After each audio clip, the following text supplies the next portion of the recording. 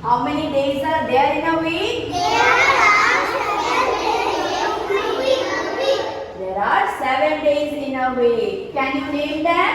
Sunday, Monday, Tuesday, Wednesday, Thursday, Friday, Saturday. So there are 7 days in a week.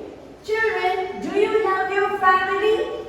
Yes, we all love our family. Now we will sing a family rhyme, okay? I have a father, I have a mother, I have a brother, I have a sister. Do you love your father? Yes, I do. Yes, I do. Do you like your mother? Yes, I do. Yes, I do. Do you like your brother?